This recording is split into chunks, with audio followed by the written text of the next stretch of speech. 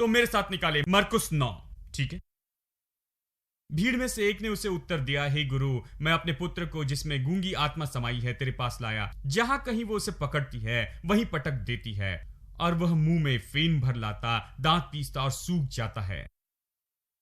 मैंने तेरे चेलों से कहा कि वो उसे निकाल दे, परंतु वे निकाल न सके। यह सुनकर उसने उनसे उत्तर देके कहा, हे अविश्वासी लोगों, मैं कब तक तुम्हारे साथ रहूंगा और कब तक तुम्हारी सहूंगा? उसे मेरे पास लाओ। अब इसे सुनिए। वो कहता है, हे अविश्वासी लोगों, मैं कब तक तुम्हारे साथ रहूंगा? इसे नोट करे। और फिर वो कहता है, उसे मेरे पास लाओ। तब वे उसे उसके पास ले आए, और जब उसने उसे देखा तो उस आत्मा ने तुरंत उसे मरोड़ा और भूमि पर गिर पड़ा और मुंह से फेन बहने लगा। उसने उसके पिता से पूछा, इसकी यह दशा कब से है? उसने कहा, बचपन से। बचपन से वो गूंगा और बहरा था और उसे मिर्गी के दौरे पड़ते थे। उसने इसे नष्ट करने के लिए कभी आग और कभी पानी में गिराया, परंतु यदि तू कुछ कर सके तो हम पर तरस खाकर हमारा उपकार कर, हमारी मदद कर। यीशु ने उससे कहा, यदि तू कर सकता है, ये क्या बात है? विश्वास करने वालों के लिए सब कुछ हो सकता है। अब मैंने इसे कई बार बताया, लेकिन चलिए मैं इसे एक और बार बताता हूं। यहां रविवार शाम हम इसे देखते हैं। पिछले कुछ हफ्तों से हम ये देख रहे हैं। मैं बहुत ही उत्साहित हूं इस खास बात के बारे में। चलिए इसे एक और बार देखें, लेकिन अभी अलग तरह से देखेंगे। यीशु इस आदमी की ओर देखता है जो अपने बेटे को लाता है, जिसे यीशु के चेले चंगा नहीं कर पाए। वो उसे यीशु के पास लाया और यीशु ने उससे कहा, हे अविश्वासी लोगों, मैं कब तक तुम्हारे संग रहूंगा? मैं कब तक? उसे मेरे पास लाओ। और फिर वो पिता से कहता है, यदि तुम विश्वास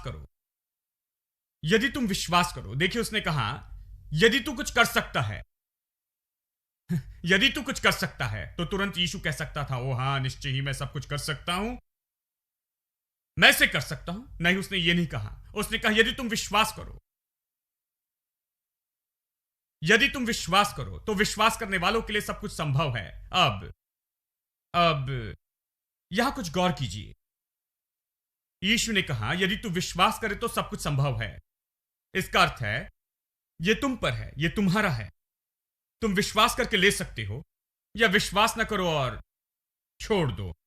यदि विश्वास करो तो पा सकते हो। यदि विश्वास करो तो जो सब परमेश्वर ने तुम्हें दिया है उसे ले सकते हो। इस संसार में कुछ भी नहीं है जो तुम्हें उसे पाने से रोक सके। यदि तुम विश्वास करो तो पा सकते हो। यह तुम्हारा विश्वास है। इसलिए उसने दूसरे लोगों से कहा, तुम्हारे विश्वास ने तुम्हें परिपूर्ण बनाया। विश्वास करो तो मिल जाएगा। यह तुम्हें दिया गया है तो तुम विश्वास से ले सकते हो। यदि प्रभु ने कहा कि तुम्हारा है तो तुम विश्वास करो तो यह तुम्हारा है। उसने कहा, तुम विश्वास करो। और उसने चेलों से कहा, तुम अविश्वासी लोगों। दूसरे शब्दों में उसने कहा, तुम विश्वास करना कब शुरू करोगे? दूसरे शब्दों में वो खुद इसे कर सकते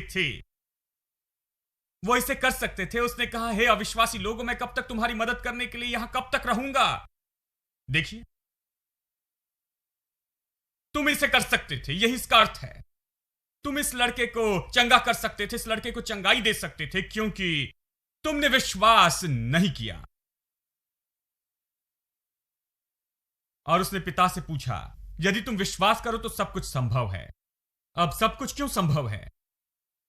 अब यह जोश का वाक्य नहीं कि आप विश्वास करते हैं तो सब कुछ संभव है। नहीं, ऐसा नहीं है। बाइबल जोश के वाक्य नहीं देती है कि आपको उत्साहित करने की कोशिश करें। नहीं, बाइबल वास्तविक है। यदि तुम विश्वास करो तो सब संभव, इसका अर्थ है कि यह तुम्हें दिया गया है। यदि चाहे तो ले सकते हो, बस यह तुम्हारा है। आपको विश्वास करके लेना है।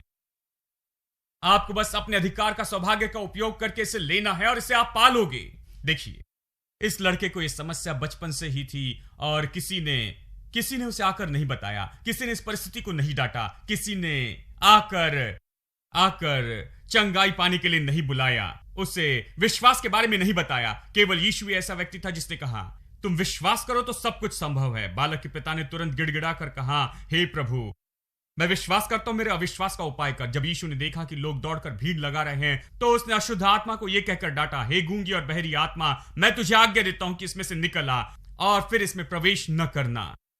अब इसे सुनिए, प्रार्थना नहीं है, वो सीधी बातें कर रहा है उस दुष्ट आत्मा से जो उसे परेशान कर रही थी और उसे मिर्गी ला रही थी और ये सब। वो उस दुष्ट आत्मा से कहता है, हे गूंगी और बहरी आत्मा, मैं तुझे आज्ञा देता हूं कि उसमें से निकला और उसमें फिर कभी प्रवेश न करना। बस यही। तब वो चिल्लाकर उसे बहुत मरोड़ कर निकल गई और बालक मरा हुआ सा हो गया, यहां तक कि बहुत से लोग कहने लगे कि मर गया। परंतु यीशु ने उसका हाथ पकड़कर उसे उठाया और वो खड़ा हो गया। यानी फिर से प्रार्थना नहीं की गई, वो बस दुष्ट को बांध रहा था। बस यही। उसे निकलने की आज्ञा दी और कभी वापस ना आना कहा। और वो चेलों से कहता है कि अविश्वासी लोगों, यानी तुम खुद दुष्ट आत्मा को निकलने की आज्ञा दे सकते थे। यही इसका अर्थ है, तुम दुष्ट को निकलने की आज्ञा दे सकते थे और वो निकल जाता।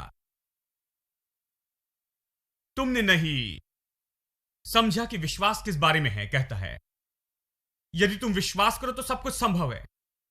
हाँ, आमेन। यानी यीशु ने जो उपयोग किया वो कुछ नहीं, बस वचन और विश्वास था और बांधने और खोलने की सामर्थ्य थी, जिसे हर मनुष्य ने उपयोग करना चाहिए। विश्वास उपयोग करना है, बांधने और खोलने की योग्यता का उपयोग करना चाहिए। यीशु बस यही तो कर रहा था। वो विश्वास का उपयोग कर रहा था, बांधने और खोलने की सामर्थ्य का उपयोग कर रहा था। वो ये सब कर रहा था जो मनुष्य को करना चाहिए, और इसी तरह से लड़का चंगा हुआ। अब देखिए मत्ती का सुसमाचार अध्याय 20 वचन 30। और दो अंधे जो सड़क के किनारे बैठे थे, ये सुनकर कि यीशु जा रहा है, पुकार कर कहने लगे, हे प्रभु, दाऊद की संतान, हम पर दया कर। लोगों ने उन्हें डांटा कि चुप कर, पर वे और भी चिल्लाकर बोले, हे प्रभु, दाऊद की संतान, हम पर दया कर। अवश्य ये लोग यीशु के अपने लोग थे, यीशु के अपने यहूदी लोग थे। ये दाऊद की संतान और ये सब कुछ पुकार रहे थे। तब यीशु ने खड़े होकर उन्हें बुलाया और कहा, तुम क्या चाहते हो कि मैं तुम्हारे लिए करूं? उन्होंने कहा कि हे प्रभु, ये कि हमारी आंखें खुल जाए। यीशु ने तरस खाकर उनकी आंखें छुई और वे तुरंत देखने लगे और उसके पीछे हो लिए। यहूदियों की भीड़ जो उसके पीछे थी, उन्होंने इन्हें डांटा, क्योंकि वो सोचते थे कि यदि तुम इस दशा में हो तो तुम इसी दशा में रहोगे। चंगाई ढूंढते न रहना, आकर स्वामी के सामने चिल्लाने की जरूरत नहीं, ये सब। लेकिन यीशु रुक गया। उसने उस मनुष्य की पुकार सुनी, वो रुक गया और उसने मुड़कर कहा, तुम्हें क्या चाहिए? उन्होंने कहा, हम चाहते हैं कि हमारी आंखें खुल जाए। और केवल उसने उन पर दया की और उनकी आंखों को छू लिया। बस यही। वो आदमी पहले विश्वास से आए थे, उसने बस उनकी आंखों को छुआ और उनकी आंखें खुल गई। यह उनका विश्वास था, उनका आना था। और यीशु केवल उन्हें वो चंगाई पाने में मदद कर रहा था जो पहले से ही उनकी थी। वो उनकी मदद कर रहा था। वो पहला व्यक्ति था उस समाज में, केवल एक ही मनुष्य था उस समय कि उन्हें बताए कि चंगाई उनकी है, कि वो आए, इसे ले, मैं तुम्हें छूता हूं, इसे ले, प्राप्त कर ले, ये तुम्हारी है। अब देखिए मरकुस 1 वचन 23। उस समय उनके आराधनालय में एक मनुष्य था जिसमें एक अशुद्ध आत्मा थी। उनके चर्च में एक आदमी था जिसमें अशुद्ध आत्मा थी। हेलो, क्या आप सुन रहे हैं? वो चर्च में जाता था, इब्राहिम का बेटा था, वाचा का मनुष्य था। अद्भुत बात है, यदि आप बाइबल पढ़े, मतलब इस पर गौर करें, वो वाचा का मनुष्य है, इब्राहिम की संतान है। बहुत सी आशीषों की प्रतिज्ञा प्रभु ने लहू के वाचा के द्वारा बांधी थी, उनसे शपथ ली थी। वो वाचा खत्म नहीं हुई थी। वो वाचा के लोग हैं। आकाश और पृथ्वी टल जाएगी लेकिन उसका वचन नहीं टलेगा। लेकिन यहां ये लोग थे जो प्रभु का वचन नहीं जानते थे। वो प्रभु के वचन को थाम नहीं रहे थे और वचन उनके पास आ रहा था। यीशु जो वचन था उनके मार्गों में चलते हुए आ रहा था। और यहां आराधनालय में एक मनुष्य दुष्ट आत्मा से भरा था। वो यीशु से कहता है, उसने चिल्लाकर कहा, यीशु नासरी, हमें तुझसे क्या काम? क्या तू हमें नष्ट करने आया है? मैं तुझे जानता हूं, तू कौन है? क्या तू हमें नष्ट करने आया है? मैं तुझे जानता हूं, तू कौन है? परमेश्वर का पवित्र जन है। वो यहां पर धार्मिक भाषा बोलता है। वो दुष्ट आत्मा से भरा था, जानता था कि यीशु कौन है, जानता था कि यीशु परमेश्वर का पुत्र है। और ये सब जानते हैं। यीशु ने उसे डांट कर कहा, चुप रहे और इसमें से निकल जा। तब अशुद्ध आत्मा उसको मरोड़कर और बड़े शब्द से चिल्लाकर उसमें से निकल गई। अब इसे सुनिए। अब वो आराधनालय में गया। अक्सर वो वहां जाता था। किसी ने उसे नहीं बताया, तुम इब्राहिम के बेटे हो, तुम्हें दुष्टात्मा से ग्रस्त नहीं होना है। किसी ने उस दुष्टात्मा को निकलने के लिए नहीं कहा। किसी ने नहीं बांधा, किसी ने नहीं खोला, और किसी ने उस परिस्थिति से नहीं कहा, और किसी ने कोई आशा नहीं दी, किसी ने नहीं बताया कि उसे अच्छा होना चाहिए। यह दुख की बात है जब आप चर्च में जाते हैं, आपको नहीं बताते हैं कि तुम्हें अच्छा होना चाहिए, यह तुम्हारा अधिकार और सौभाग्य है। प्रभु पर विश्वास करो, यदि तुम विश्वास करो तो सब कुछ संभव है। यदि यह बताया न जाए तो वहां रहना दुख की बात होगी। देखिए, आप क्यों ऐसी जगह जाना चाहेंगे जहां वो बताना नहीं चाहते कि आप चंगे हो सकते, कि आपके लिए सब कुछ संभव है?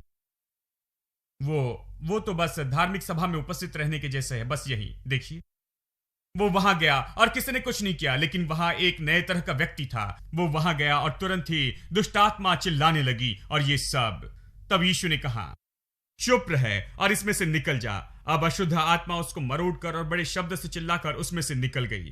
अब प्रतिक्रिया पढ़िए। अब ये चर्च में है।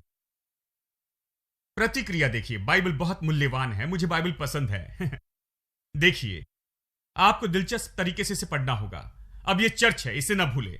चर्च में ही इस पर सब लोग आश्चर्यचकित हुए, आपस में वाद विवाद करने लगे।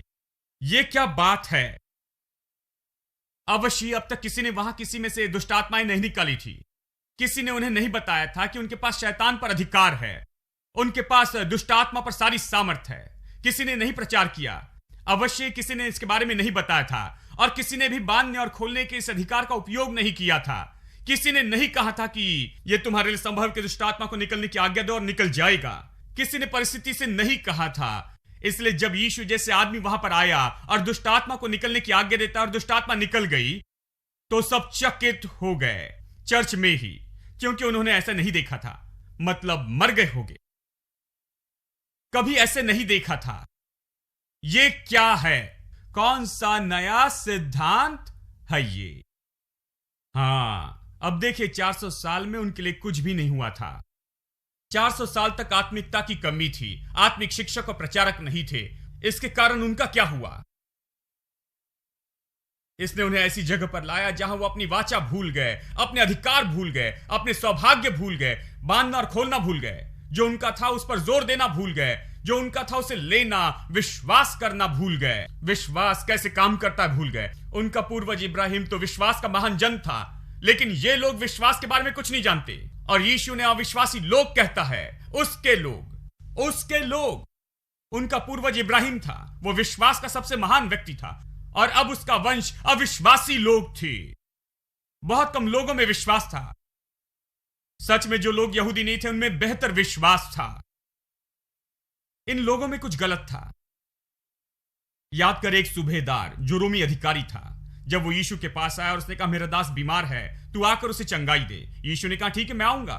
लेकिन उसने कहा, नहीं, मैं इस योग्य नहीं कि तू मेरे घर में आए। केवल एक ही शब्द कह दे और मेरा दास चंगा हो जाएगा। यीशु ने कहा, यह कैसे है?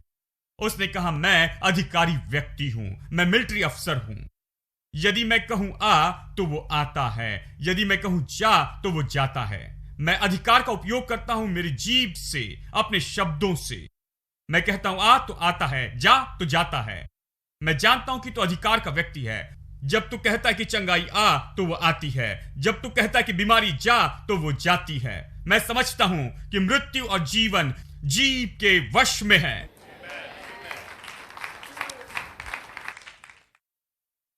यीशु इतना चकित हुआ, उसने कहा कि मैंने इज़राइल में ऐसा विश्वास नहीं देखा। इब्राहिम की संतान इसे क्यों नहीं समझती है? इब्राहिम इसमें माहिर था, लेकिन ये लोग इतने पीछे चले गए हैं, प्रभु की वाचा को भूल गए हैं। ये ऐसे स्तर पर आ गए कि विश्वास को बिल्कुल नहीं समझते। अब ये चकित है कि शैतान यीशु को मानता है, क्योंकि यीशु नासरत से था। दुष्ट आत्माग्रस्त व्यक्ति ने कहा, हे यीशु नासरी। उन्होंने कहा, सुनो, ये नासरत का है, ये हमारा ही है, ये यहूदी है, एक और यहूदी।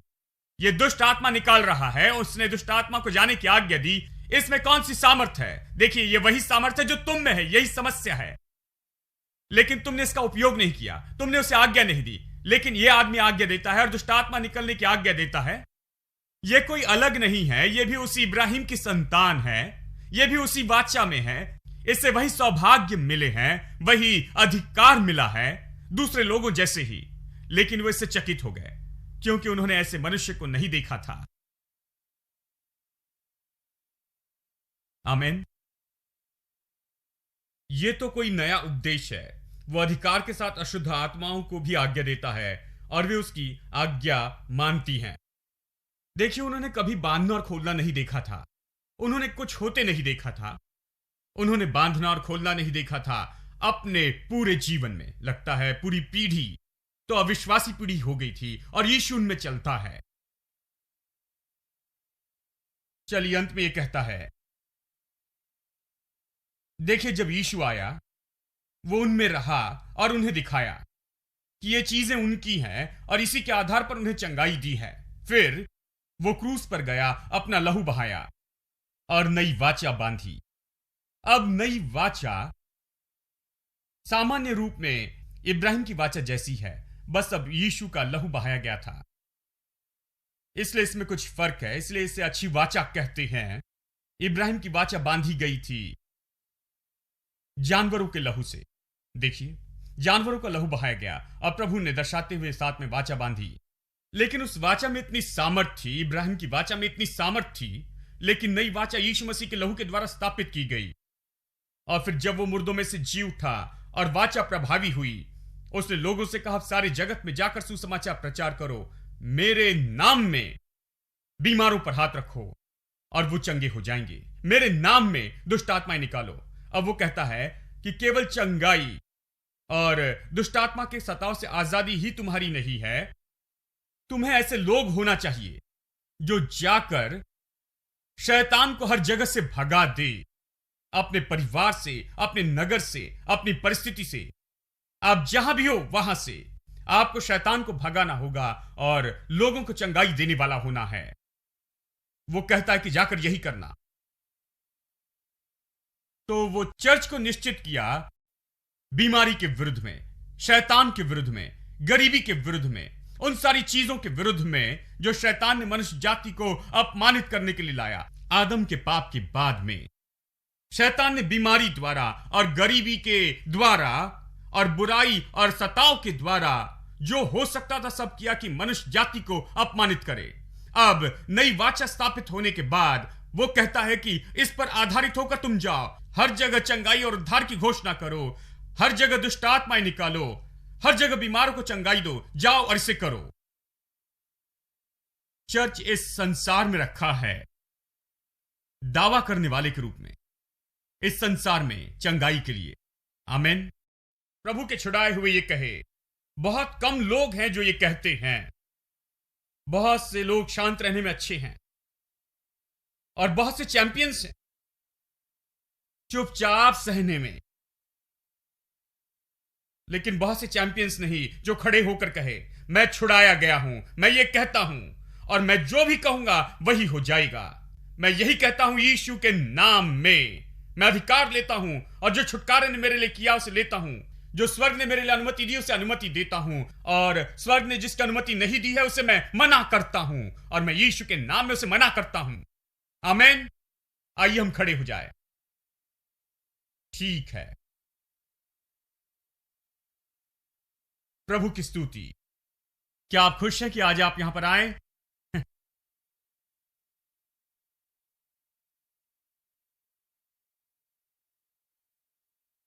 आप ये कर सकते हैं। यीशु ने मनुष्य के रूप में ये किया। मनुष्य के रूप में उसने दुष्टात्मा को निकलने की आज्ञा दी, मनुष्य के रूप में बीमारी को जाने की आज्ञा दी, मनुष्य के रूप में अपनी जगह ली, मनुष्य के रूप में अपनी जगह खड़ा हुआ, मनुष्य के रूप में उसने दावा किया। ओ वाचा ने कहा था, तो आप मनुष्य के रूप में कर सकते हैं। आमीन। आपको किसी की जरूरत नहीं, आप ये कर सकते हैं। आपको प्रतिदिन करना है अपने घर में, आपको इसे कहना होगा और इसे हम अगले हफ्ते देखेंगे निश्चय ही वापस आने पर। आइए अभी इस समय हम खड़े होकर अपने हाथ प्रभु की ओर उठाएं, उसकी स्तुति करें। आमीन। ओ यीशु, तेरी स्तुति। धन्यवाद पिता, धन्यवाद प्रभु। हालेलुया।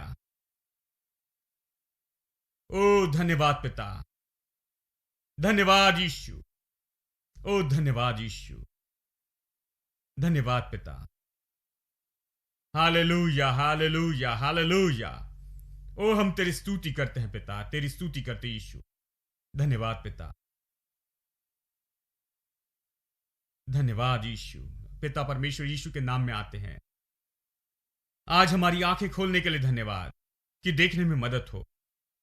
धन्यवाद कि तूने आज हमारे दिल से बातें की है, सच्चाई की शाश्वती देते हुए साबित किया बहुत से सत्य जो हम पहले से ही जानते हैं। प्रभु धन्यवाद कि तूने इन चीजों को हमारे दिल में स्थापित किया कि हम छुड़ाए गए हैं और अब हम अलग स्थिति में हैं।